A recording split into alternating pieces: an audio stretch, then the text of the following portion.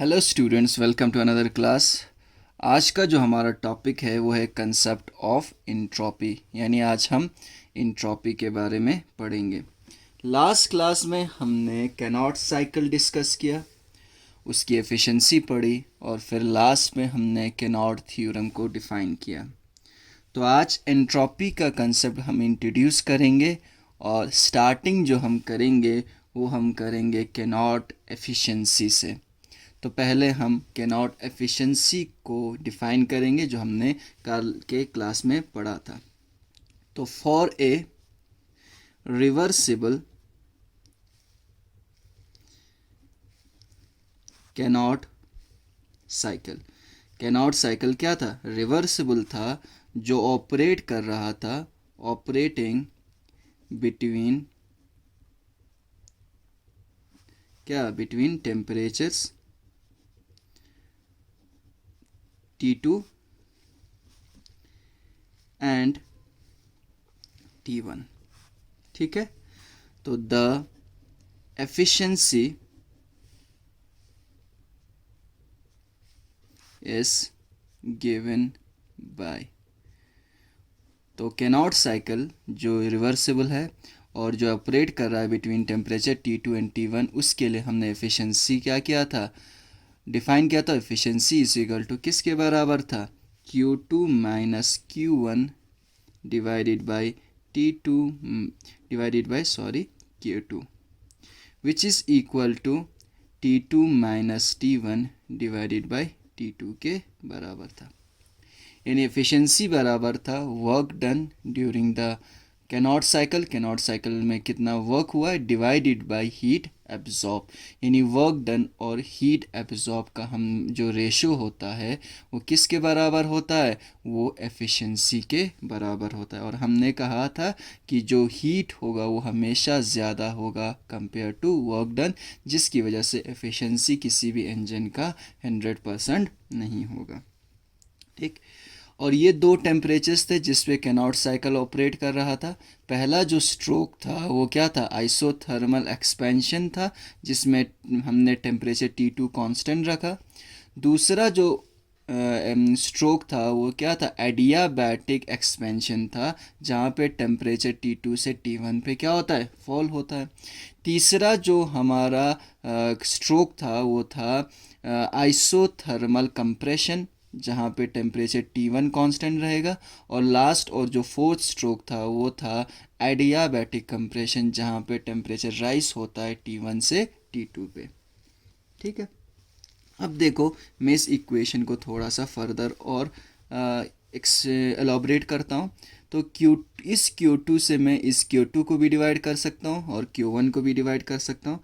तो मैं यहाँ लिख सकता हूँ Q2 डिवाइडेड बाई Q2, क्योंकि ये होल डिवाइड में है तो Q2 इसको भी डिवाइड कर सकते हैं, इससे भी डिवाइड कर सकते हैं। तो साइन माइनस है तो क्या बचता है? Q1 upon Q2 which is equal to T2।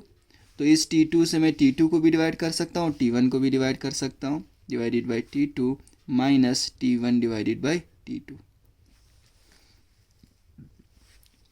Q2 same है, कैंसिल हो जाएगा, T2 सेम है, कैंसिल हो जाएगा। और हम लिख सकते हैं 1 माइनस, क्योंकि कैंसिल आउट हो गया तो 1 बचा, Q1 divided by Q2 is equal to 1 minus T1 divided by T2 बचा। ठीक है, अब क्या करता हूँ मैं, इस 1 को मैं इस साइड लेके जाता हूँ। थोड़ा सा मैं मैथमेटिक्स को डिटेल में करा रहा हूँ उन बच्चों के लिए जिनका हाथ मैथमेटिक्स में थोड़ा कमज़ोर है। तो 1 इस साइड क्या है? इक्वल टू के इस बार प्लस है, तो इस साइड आएगा तो क्या हो जाएगा? -1 विच इज़ इक्वल टू, बचा क्या इस side? Minus T1 upon T2। ठीक है, अब ये 1 जो है माइनस है, ये 1 क्या है? प्लस है, तो प्लस और माइनस कैंसिल आउट हो जाएगा। तो बचा क्या? माइनस Q1 अपॉन Q2 बचा, which is equal to minus T1 upon क्या बचा? T2। तो माइनस माइनस भी कैंसिल आउट हो जाएगा, बचा Q1 upon Q2 which is equal to T1 upon T2। ठीक, अब मैं सेम नंबर वाले जो टर्म्स हैं वो मैं एक साइड रखना चाहता हूँ। तो उससे क्या होगा? देखो, उसके लिए हमें क्या करना पड़ेगा? T1 को यहाँ है, यहाँ Q1 है, T1 को मैं इस साइड लेके जाऊँगा, यहाँ अगर डिनोमिनेटर में तो इस साइड आके डिनोमिनेटर में चला जाएगा, तो T1 नीचे चला जाएगा।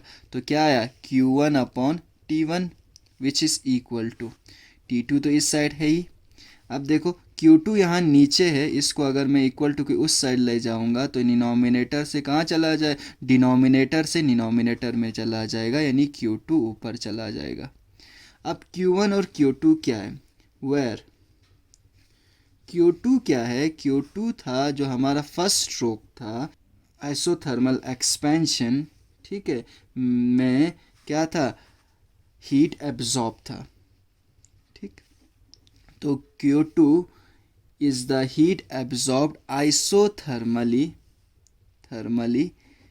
एट टेम्परेचर कौन सा, एट टेम्परेचर T2, ठीक है। एंड Q1 क्या था, Q1 था इज द हीट लॉस्ट, लेकिन कैसे लॉस्ट हुआ था, isothermally in the third stroke, लेकिन टेम्परेचर था एट टेम्परेचर T1, ठीक है। अब देखो Q1 एंड Q2 क्या है, where Q2 is the heat absorbed isothermally at temperature T2, यानी जो फर्स्ट स्ट्रोक था हमारा आइसोथर्मल एक्सपेंशन, उसमें Q2 अमाउंट ऑफ हीट जो है वो सिस्टम क्या करता है, एब्जॉर्ब करता है isothermally at constant temperature T2। और जो हमारा थर्ड स्ट्रोक था आइसोथर्मल कंप्रेशन, उसमें Q1 अमाउंट ऑफ हीट जो है वो लॉस्ट हो जाता है isothermally at constant temperature T1, ठीक है। अब देखो यहाँ क्या हो रहा है, यहाँ पे Q1 डिवाइडेड बाई T1 क्या है, Q2 डिवाइडेड बाई T2 के बराबर है, यानी heat lost at temperature T1 divided bye जो टेम्परेचर T1 है वो बराबर है heat absorbed eight temperature T2 divided by temperature T2, यानी ratio of heat exchange and temperatures एक दूसरे के बराबर है अलग अलग टेम्परेचर्स पे। तो ये हम कह सकते हैं कि जो रेशियो होगा हीट और टेम्परेचर का वो हमेशा एक दूसरे के क्या होगा, बराबर होगा, चाहे हीट एक्सचेंज जो है वो in the form of heat loss हो या हीट गेन हो, ठीक है। तो हमेशा जो रेशियो होगा हीट और टेम्परेचर का, यानी हीट जो एक्सचेंज हो रहा है किस टेम्परेचर पे, उसका जो रेशियो होगा वो बराबर होगा जो हीट एक्सचेंज है दूसरे टेम्परेचर पे। तो यहाँ पे हम ये जर्नलाइज कर सकते हैं कि जो रेशियो होगा हीट एक्सचेंज, लेकिन इन्हें रिवर्सिबल प्रोसेस, क्योंकि कैनॉट साइकिल क्या है, रिवर्सिबल प्रोसेस है, डिवाइडेड बाय जो उस जिस टेम्परेचर पे वो हीट एक्सचेंज हुआ है उसका वैल्यू हमेशा क्या रहेगा, कांस्टेंट रहेगा, उसका वैल्यू हमेशा क्या रहेगा, कांस्टेंट रहेगा। देखो दो अलग अलग टेम्परेचर्स पे जो हीट एक्सचेंज एंड टेम्परेचर का जो रेशियो है एक दूसरे के बराबर है, तो हम ये कह सकते हैं कि क्या, कि ratio of heat exchange divided by temperature हमेशा क्या रहेगा, कांस्टेंट रहेगा। दस दैट हीट एब्जॉर्ब्ड या लॉस्ट, एब्जॉर्ब्ड या लॉस्ट क्या, आइसोथर्मली, क्योंकि एट कांस्टेंट क्या हो रहा है, टेम्परेचर हो रहा है, और रिवर्सिबली, ठीक है, हीट एब्जॉर्ब और lost at constant temperature, at constant क्या है, टेम्परेचर है, और रिवर्सिबली डिवाइडेड बाय एब्सोल्यूट क्या, टेम्परेचर, डिवाइडेड बाय क्या है, एब्सोल्यूट टेम्परेचर, जो इस केस में क्या है, T है। और हीट एब्जॉर्ब और लॉस्ट को हमने किस से रिप्रेजेंट किया, QREV से, एट विच, ये कौन सा टेम्परेचर है, T क्या है, वो टेम्परेचर जिस पे हीट क्या हो रहा है, heat is exchanged, is a constant quantity.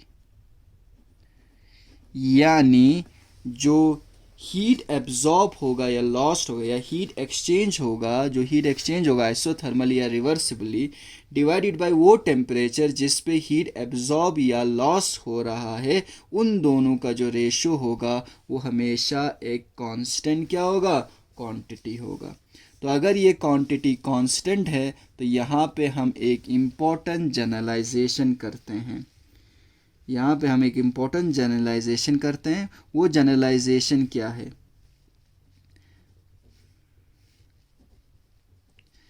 वो जनरलाइजेशन है, सिंस ये जो क्वांटिटी है, कौन सा quantity, Q reversible divided by temperature represents करता है, क्योंकि इसका वैल्यू कांस्टेंट है, तो एक डेफिनेट किसको, डेफिनेट क्वांटिटी को। किसको रिप्रेजेंट करता है? डेफिनेट क्वांटिटी को, जो कि एक क्या होगा, स्टेट फंक्शन होगा। उसको हम क्या कहते हैं, इंट्रोपी, जिसको हम एस से रिप्रेजेंट करेंगे, ऑफ द सिस्टम कहते हैं। ठीक है, तो ratio of heat exchanged isothermally and reversibly divided by the temperature जिस पे ये हीट एक्सचेंज हो रहा है, उसका वैल्यू कांस्टेंट होगा। तो यहाँ पे हम एक जनरलाइजेशन करते हैं कि ये जो कांस्टेंट है, ये जो डेफिनेट वैल्यू है, वो एक स्टेट फंक्शन है, जिसको हम कह सकते हैं इंट्रोपी ऑफ द सिस्टम। और किस से रिप्रेजेंट करेंगे? कैपिटल एस से। देयरफॉर इस कांस्टेंट की जगह क्या आ जाएगा, S entropy is equal to Q reversible divided by temperature. That means entropy of the system is equal to heat exchanged isothermally and reversibly divided by the temperature at which heat exchange is taking place. यानी entropy किसके बराबर होगा, heat exchanged isothermally and reversibly divided by वो temperature जिस पे वो ये जो हीट एक्सचेंज हो रहा है। ठीक, तो यहाँ पे एक और टर्म आ गया जिसको हमने क्या कहा, इंट्रोपी कहा। अब देखिए, ये जो एंट्रोपी है, इसका वैल्यू, एस का वैल्यू निकालना थोड़ा सा क्या हो जाता है, डिफ़िकल्ट हो जाता है। It is difficult to define actual value of entropy of the system। जिस तरह से हमने इंटरनल एनर्जी में देखा था, जिस तरह से हमने इंथैल्पी में देखा था, उसी तरह एंट्रोपी का आप एग्जैक्ट वैल्यू कैलकुलेट नहीं कर सकते हो। कैलकुलेशन थोड़ा सा क्या हो जाता है, डिफ़िकल्ट हो जाता है। तो क्या कर सकते हैं, हमने इंथैल्पी और इंटरनल एनर्जी में क्या किया था, क्या निकाला था, change in internal energy and change in enthalpy निकाला था। इसी तरह इंट्रोपी में भी it is more convenient to define the change in या चेंज ऑफ इंट्रोपी। ठीक है, तो चेंज इन इंट्रोपी को हम किस से रिप्रेजेंट करेंगे, डेल्टा एस से, जो कि किसके बराबर होगा, entropy of the final state minus entropy of the initial state, which is equal to heat exchange isothermally and reversibly divided by the temperature at which heat exchange is taking place। ठीक है, ये आ जाएगा। अब entropy क्या एक state function है। State function हमें पता है, स्टेट फंक्शन क्या होता है, जो इनिशियल स्टेट और फाइनल स्टेट पे डिपेंड करता है और पाथ पे डिपेंड नहीं करता। तो इंट्रोपी का वैल्यू हमेशा क्या आएगा, सेम आएगा, अगर इनिशियल स्टेट और फाइनल स्टेट्स क्या है, सेम है। तो चाहे आप प्रोसेस को रिवर्सिबली करो या इरिवर्सिबली करो, जो चेंज इन इंट्रोपी वो हमेशा का वैल्यू हमेशा सेम आएगा, अगर इनिशियल स्टेट और फाइनल स्टेट क्या है, सेम है, तो पाथ पे डिपेंड नहीं करेगा। ठीक है, तो S entropy is a state function. Entropy क्या है? स्टेट फंक्शन है, ठीक है। A small change in entropy, entropy में अगर क्या है, स्मॉल अगर चेंज हो, उसको हम रिप्रेजेंट कर सकते हैं, रिप्रेजेंट इट बाय एग्जैक्ट, क्योंकि स्टेट फंक्शन है तो क्या होगा, एग्जैक्ट डिफरेंशियल होगा। हमने पढ़ा था ना क्लास में, अगर स्टेट फंक्शन है तो क्या होगा, एग्जैक्ट क्या होगा, डिफरेंशियल होगा।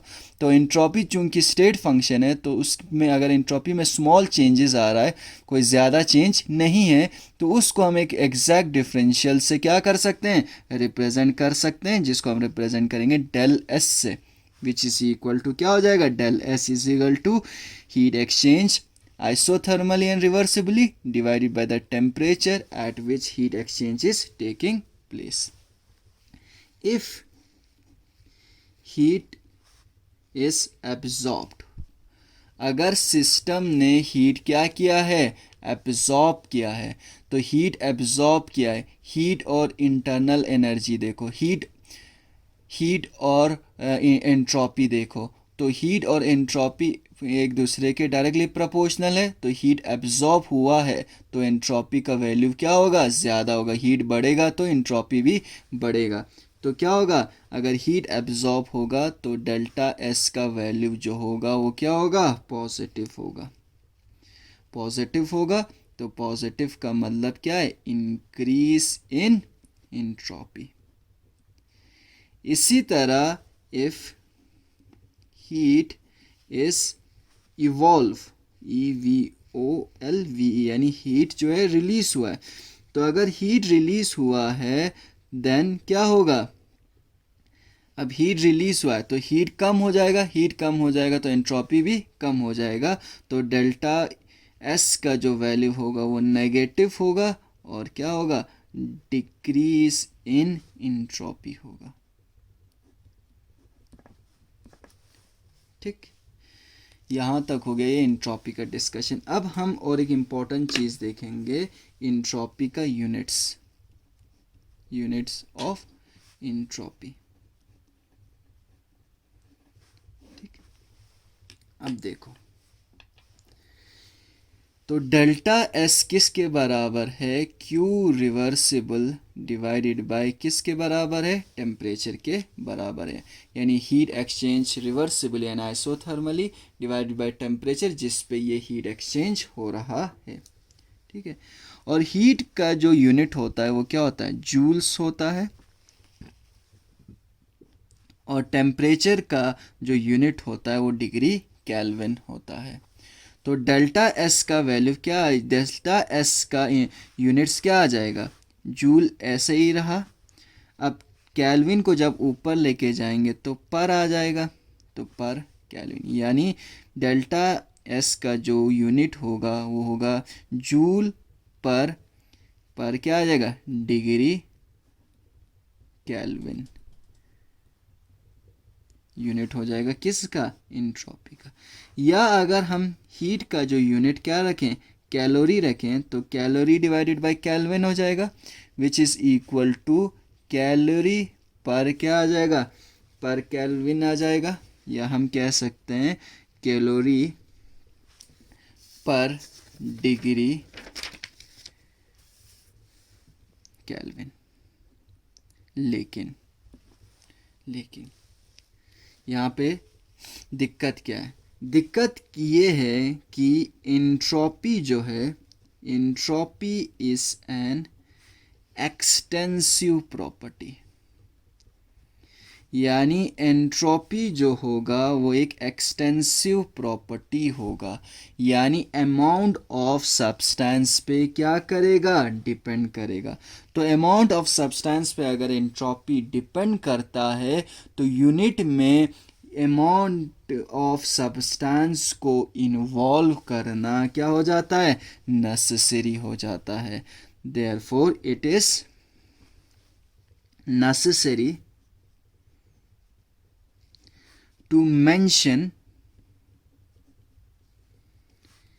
amount of substance involved, amount of substance involved। समझ में आया मैं क्या कह रहा हूँ? जो एंट्रोपी का यूनिट होगा वो जूल पर डिग्री केल्विन होगा या कैलोरी पर डिग्री केल्विन होगा। लेकिन एंट्रोपी जो ही क्या है, एक्सटेंसिव प्रॉपर्टी। एक्सटेंसिव प्रॉपर्टी हमने डिफाइन किया था। एक्सटेंसिव प्रॉपर्टीज वो प्रॉपर्टीज होते हैं जो अमाउंट ऑफ सब्सटेंस पे क्या करता है, डिपेंड करता है। तो अगर एंट्रोपी अमाउंट ऑफ सब्सटेंस पे डिपेंड करेगा तो यूनिट में amount of substance involve mention करना क्या हो जाता है, नेसेसरी हो जाता है, ज़रूरी हो जाता है।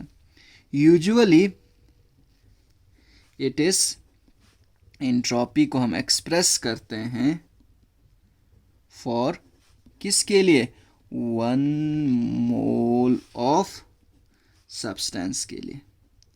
यानी 1 मोल ऑफ सब्सटेंस के लिए हम एंट्रोपी को क्या करते हैं, एंट्रोपी को एक्सप्रेस करते हैं। तो यूनिट्स ऑफ एंट्रोपी जो हो जाएगा वो हो जाएगा जूल पर डिग्री केल्विन पर मोल, या हम कह सकते हैं कैलोरी पर डिग्री केल्विन पर मोल। पर मोल इसलिए हमने लगाया क्योंकि एंट्रोपी जो है एक्सटेंसिव प्रॉपर्टी है, इसलिए हमें अमाउंट ऑफ सब्सटेंस को मेंशन करना ज़रूरी हो जाता है। ठीक है, अब तक जो हमने डिस्कशन की एंट्रोपी की, ये सारे मैथमेटिक्स था। हमने उसको इस एंट्रोपी को हमने डिराइव किया कहाँ से, efficiency of the Carnot cycle से। ठीक है, तो एक्चुअल में एंट्रोपी को हम कैसे डिफाइन करते हैं, एंट्रोपी है क्या? तो एंट्रोपी को हम डिफाइन करेंगे ऐसे, देखो अगर मैं डेफिनेशन लिखूं एंट्रोपी की, तो entropy is a thermodynamic state quantity। Thermodynamic क्या है, स्टेट क्वांटिटी। ये तो अभी तक हमने कहा कि जो एंट्रोपी है वो एक स्टेट फंक्शन है, लेकिन which is a measure of, यानी किसका मेजर है, मेजर ऑफ रैंडमनेस और disorderness of the molecules of the system। यानी किसी भी सिस्टम के रैंडमनेस या डिसऑर्डरनेस की मेजरमेंट को हम क्या कहते हैं, एंट्रोपी कहते हैं। Entropy is defined as randomness और disorderness of the system। ठीक है, यानी एंट्रोपी का मतलब क्या है, किसी भी सिस्टम में डिसऑर्डरनेस या रैंडमनेस कितना ज़्यादा है। ठीक है, अब देखो इस एंट्रोपी का सिग्निफिकेंस क्या है, इसकी इम्पोर्टेंस क्या है। हमने जब सेकंड लॉ ऑफ थर्मोडायनेमिक्स की शुरुआत की थी तो वहाँ पे हमने limitations of first law of thermodynamics में हमने कहा कि फर्स्ट लॉ जो होता है वो स्पॉन्टेनिटी ऑफ द रिएक्शन के बारे में या फिजिबिलिटी ऑफ ए रिएक्शन के बारे में कुछ भी नहीं बताता। कहा था, ठीक है, कि whether a reaction is spontaneous और नॉट, उसके बारे में फर्स्ट लॉ ऑफ थर्मोडायनेमिक्स हमें कुछ नहीं बताता है। ठीक, लेकिन सेकंड लॉ ऑफ थर्मोडायनेमिक्स हमें बताएगा कि कोई भी रिएक्शन स्पॉन्टेनियस होगा कि नहीं होगा, अपने आप होगा कि नहीं होगा। ठीक है, तो स्पॉन्टेनिटी में एक इम्पॉर्टेंट फैक्टर आ जाता है किसका, एंट्रोपी का। कौन सा रिएक्शन स्पॉन्टेनियस होगा, वो रिएक्शन स्पॉन्टेनियस होगा जहाँ पे एंट्रोपी जो होता है वो इंक्रीज होता है। ठीक है, तो अगर मैं स्पॉन्टेनियस रिएक्शन की बात करूं तो स्पॉन्टेनियस वो रिएक्शन जो अपने आप हो, कब होगा स्पॉन्टेनियस रिएक्शन, जब क्या होगा, इंक्रीज इन एंट्रोपी होगा, यानी डेल्टा एस क्या होगा, ग्रेटर देन ज़ीरो होगा। और रिएक्शन जो होता है वो नॉन स्पॉन्टेनियस कब होता है, जब इंट्रोपी जो होता है वो लेस देन ज़ीरो होता है। ग्रेटर देन ज़ीरो का मतलब जब इंट्रोपी पॉजिटिव होगा तो स्पॉन्टेनियस होगा, ठीक है, और अगर नेगेटिव होगा तो रिएक्शन जो होगा वो नॉन स्पॉन्टेनियस होगा। इसको समझने के लिए मैं एक बहुत ही सिंपल सा एग्जाम्पल देता हूँ, ठीक है। आपने घर पे आज जब आप उठे तो आपने अपने कमरे को अच्छे से साफ किया। जो कमरे में जो चीज़ें बिखरी हुई थी उसको आपने उसके अपने अपने जगह पे रखा, ठीक है। अपने अपने क्लोथ्स को लेके अलमारी में डाला, आपके जो बुक्स को लेके आपने शेल्फ में डाला, ठीक है। इसी तरह जो चीज़ें जहाँ पे होनी चाहिए थी वहाँ पे आपने रखा, यानी आपने रूम को बिल्कुल एक ऑर्डर्ड पोजीशन में तैयार किया। जो चीज़ जहाँ होनी चाहिए थी वहाँ था, एक ऑर्डर्ड पोजीशन था, ठीक है। लेकिन रूम को ऑर्डर्ड पोजीशन में लाने के लिए आपको क्या करना पड़ा, आपको एनर्जी खर्च करना पड़ा, आपको काम करना पड़ा। सारी चीज़ों को अपनी जगह पे रखने के लिए आपको डिलिबरेटली टाइम निकालना पड़ा अपने कमरे को साफ करने के लिए। और ऑन द अदर हैंड, एक हफ्ते के बाद आप क्या देखते हो, क्या आपका रूम उसी ऑर्डर फैशन में होता है, नहीं होता। एक हफ्ते के बाद रूम अपने आप ही डिसऑर्डर्ड पोजीशन पे आ जाता है, चीज़ें रूम में क्या हो जाता है, बिखरा हुआ होता है।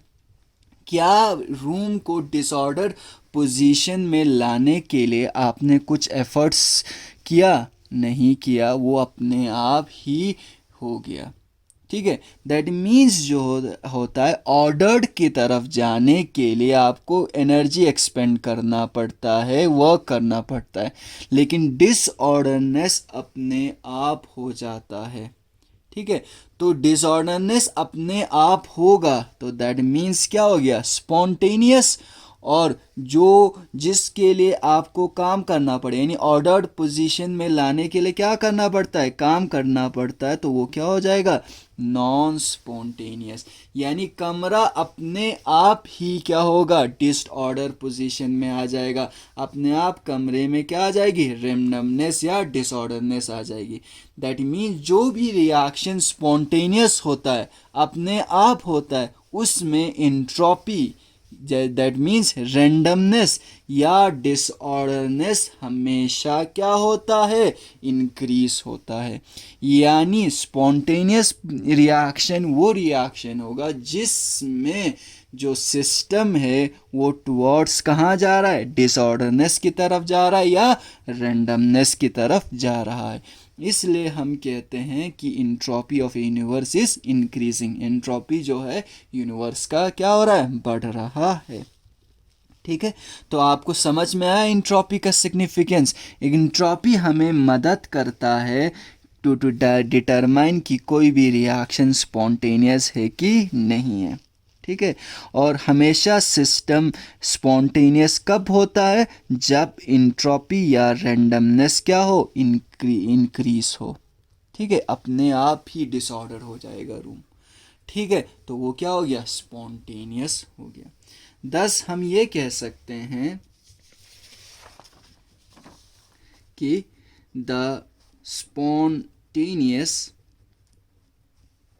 प्रोसेस आर, जो स्पॉन्टेनियस प्रोसेस होगा, आर एकम्पनीड बाय, किससे एकम्पनीड करेगा, बाय इंक्रीज इन एंट्रोपी। यानी जो भी स्पॉन्टेनियस प्रोसेस होगा उसमें एंट्रोपी क्या होगा, इंक्रीज होगा, ठीक। एज वेल एज इंक्रीज, अगर एंट्रोपी इंक्रीज हो रहा है उसका मतलब क्या है, as well as increase in disorderness. Of the system. यानी एंट्रोपी अगर इंक्रीज हो रहा है उसका मतलब डिसऑर्डरनेस भी सिस्टम में क्या हो रहा है, इंक्रीज हो रहा है।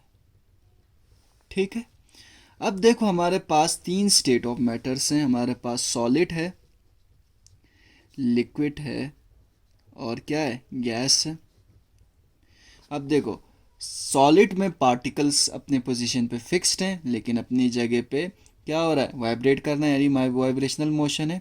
लिक्विड में particles are free to move है, ठीक है। और गैसेस में तो और भी ज़्यादा क्या है, और भी ज़्यादा डिस्टेंस है बिटवीन पार्टिकल, और जो पार्टिकल्स हैं वो हमेशा क्या है, इन रैंडम मोशन में है। तो अगर देखें तो इस सॉलिड में पार्टिकल का पोजीशन फिक्स्ड है, तो वो एक क्या है, फिक्स पोजीशन पे एक रेगुलर पैटर्न में है, तो इंट्रॉपी सॉलिड का सबसे कम होगा, डिसऑर्डरनेस सबसे सॉलिड में कम होगा। चूंकि लिक्विड मूव कर सकता है तो लिक्विड में जो डिसऑर्डरनेस या इंट्रॉपी होगी वो सॉलिड से क्या होगी, ज़्यादा होगी। तो गैस का जो इंट्रॉपी होगा वो ज़्यादा होगा किससे, लिक्विड से। ठीक है, तो इनको हम क्या बोलते हैं, ये these are three different phases. जो ये नेक्स्ट जो हमारा टॉपिक है वो है इंट्रॉपी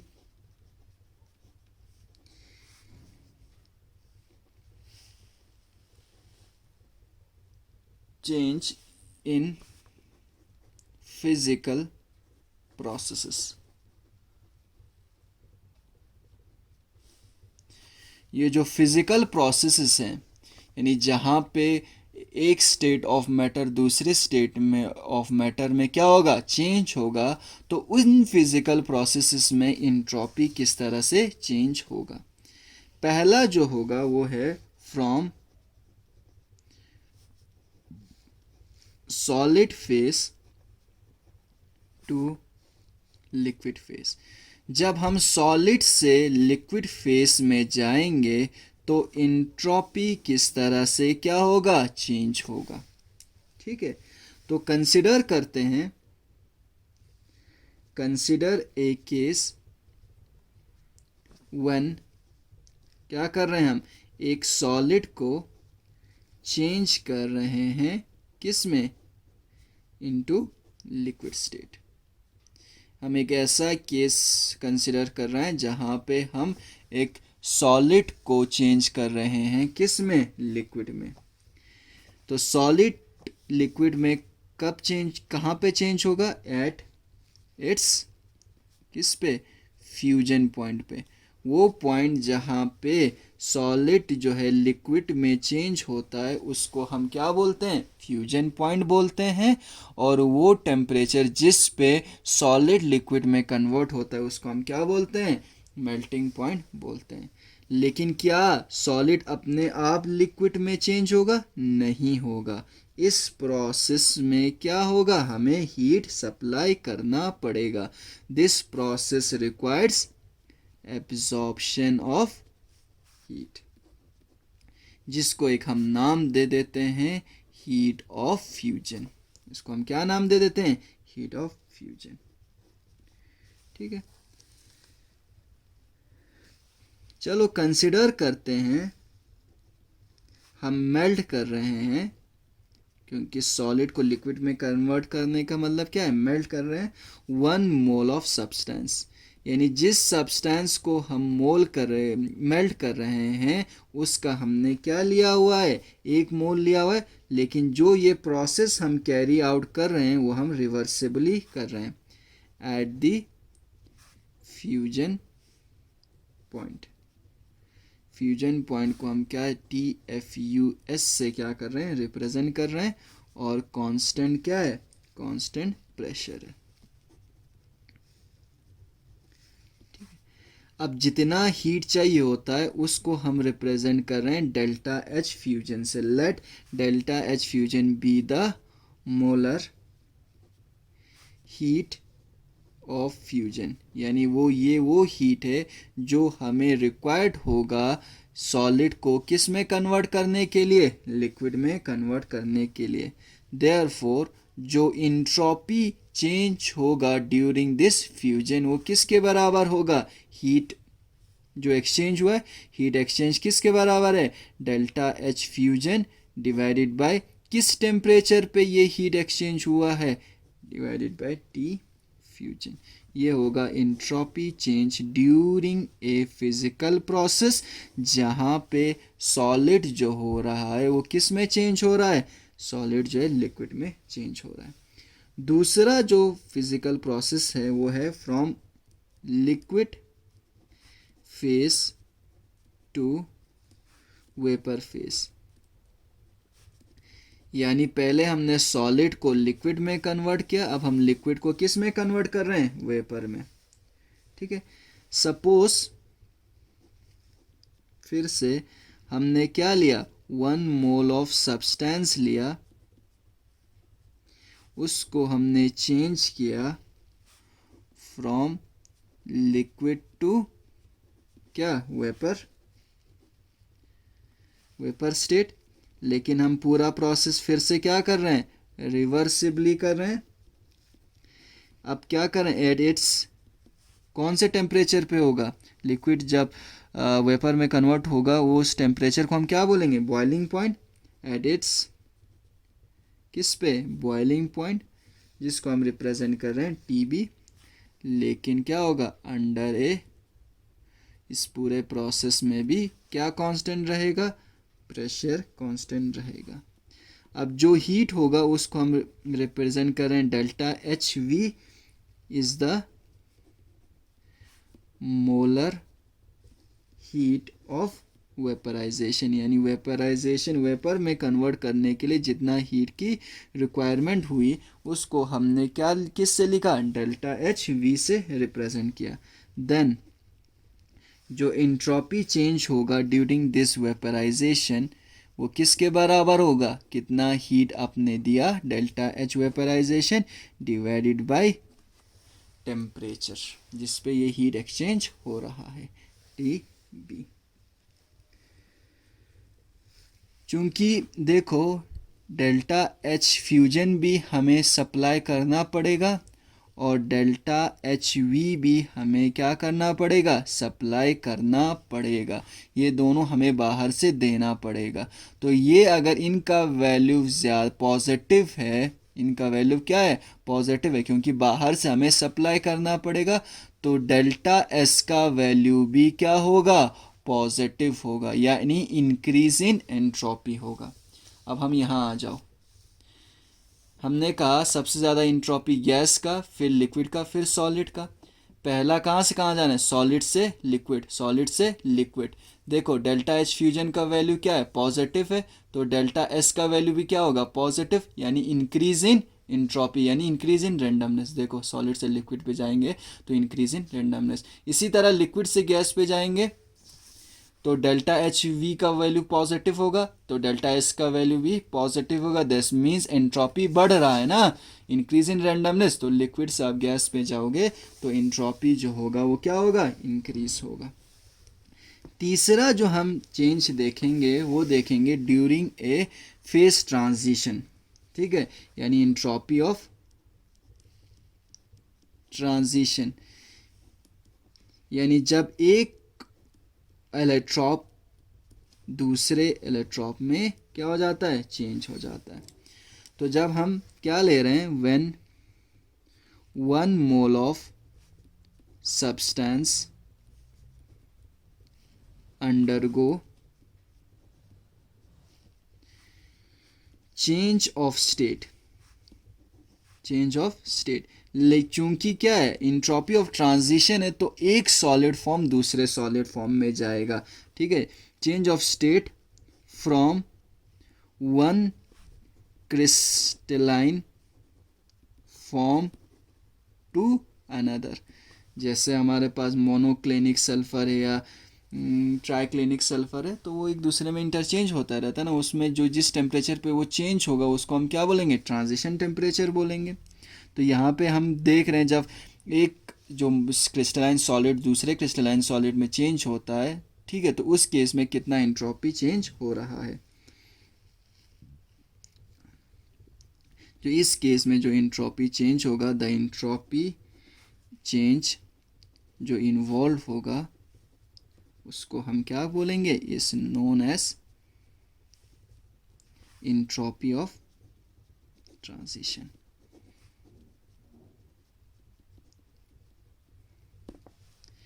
इफ मान लेते हैं delta H T R is the, क्या हो जाएगा, मोलर हीट ऑफ ट्रांजिशन, यानी ट्रांजिशन करने के लिए जितना हमें क्या देना पड़ेगा, हीट देना पड़ेगा।